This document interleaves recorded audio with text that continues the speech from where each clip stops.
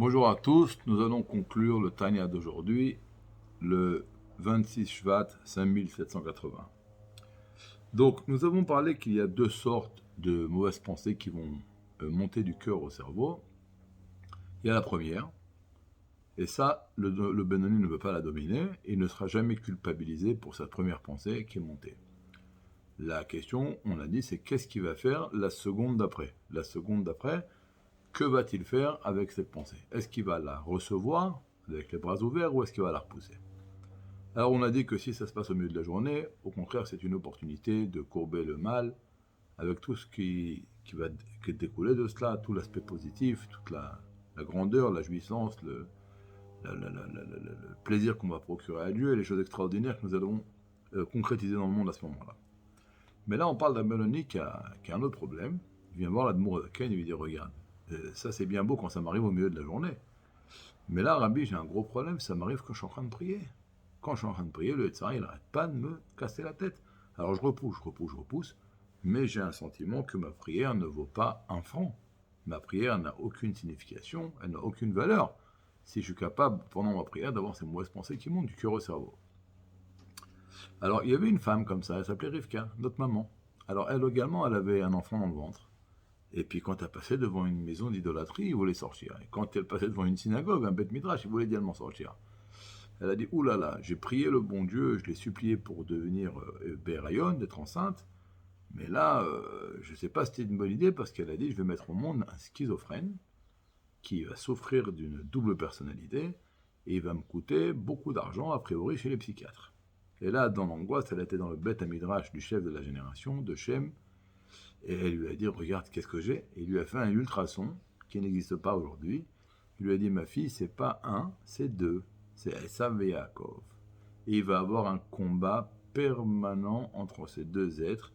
Et en vérité, c'est tout simplement la métaphore, le combat entre l'âme animale et l'âme divine, duquel on a parlé dans le Pérec 9, qu'ils font la guerre sur le corps, qui va diriger et qui va dominer le corps.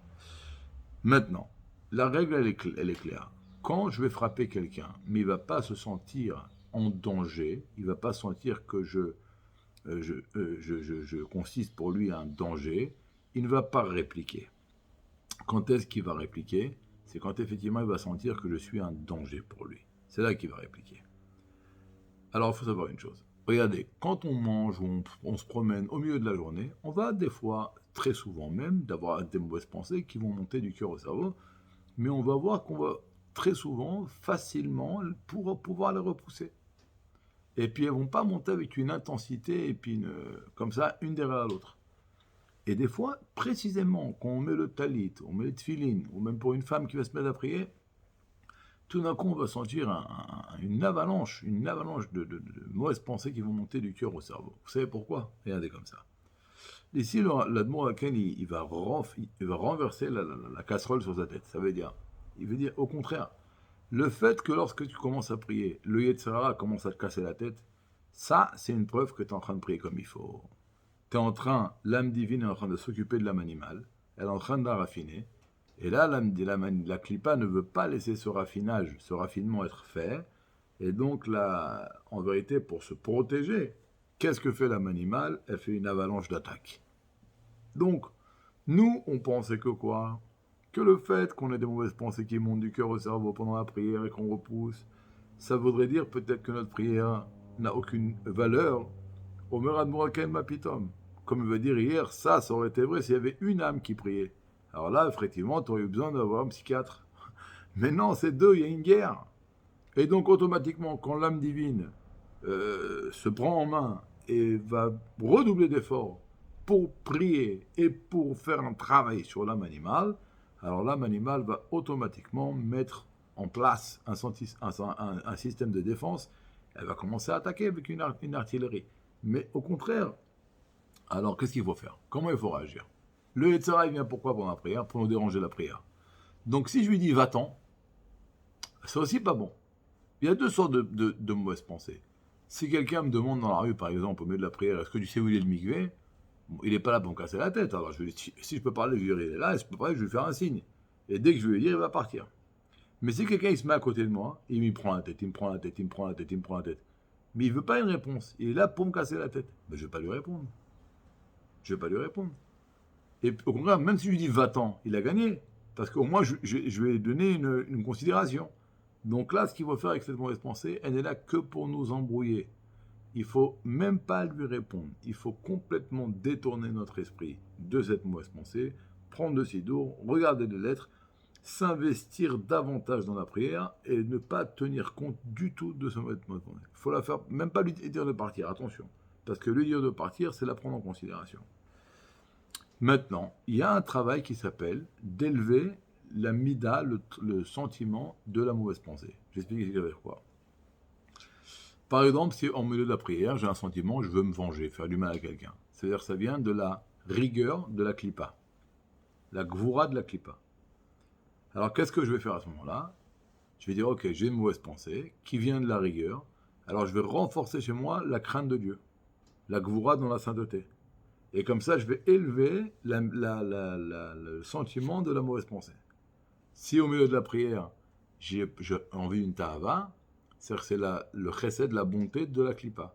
Alors je vais renforcer chez moi l'amour de Dieu pour élever le sentiment de la mauvaise pensée. Il dit à Mouraken, attention, ne fais surtout pas ça. C'est écrit dans les livres du Baal Shem Tov, mais ne le fais pas. Pourquoi? C'est le tzaddik qui fait ça. Pourquoi? C'est quoi cette histoire? Le tzaddik, il a des élèves. Et des fois, quand il y a un attachement profond entre l'élève et le maître, les mauvaises pensées du élève vont tomber chez le maître. Mais attention, le maître, il n'a pas d'étera.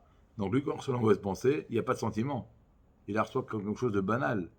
Et lui, donc, il va voir d'où vient cette mauvaise pensée, qu'est-ce qui l'anime, quel est le sentiment qui l'anime. Il va renforcer ce sentiment dans la gdoucha, et comme ça, il va élever le sentiment de la mauvaise pensée de son élève. Lui, il peut faire ça, parce qu'il est neutre. Il n'y a pas de sentiment.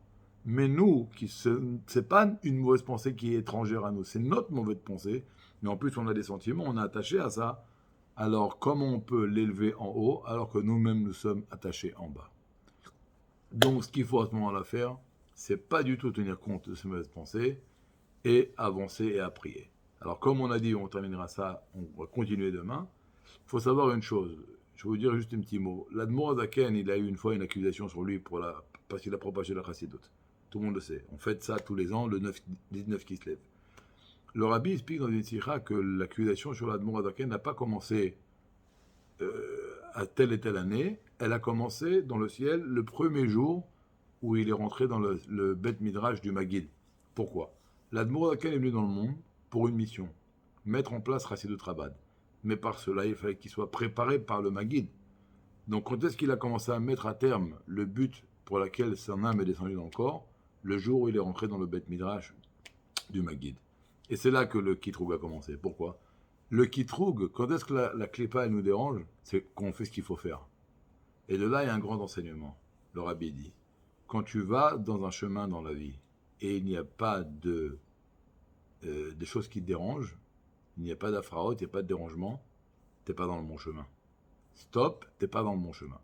Donc des fois, on croit à nous que le fait d'être attaqué, ça veut dire qu'on ne sert pas Dieu comme il faut. Mais au contraire, si tu ne servais pas Dieu comme il faut, le Yetzirah, il s'en ficherait. Il te laisserait faire ce que tu veux. Quand est-ce qu'il t'attaque? C'est quand tu le déranges. Quand elle te dérange, quand tu fais la bonne chose. Et donc le fait qu'on ait des mauvaises pensées des fois pendant la prière qui monte, il ne faut pas paniquer. Ce n'est pas une preuve que la prière ne vaut pas rien. Au contraire, comme on va expliquer davantage demain Bezrat Hashem. Et attention, on ne s'occupe pas, ni on essaie de l'élever, ni on lui répond, ni on fait part. On se détourne complètement et on lui, même pas on lui répond, même pas on l'écoute. Voilà, une très très bonne journée, une bonne prière pour ceux qui n'ont pas encore prié. Et n'oubliez pas, on avance, le ciseau dans la main, s'approfondit dans la prière, même pas on lui demande de partir. Bonne journée.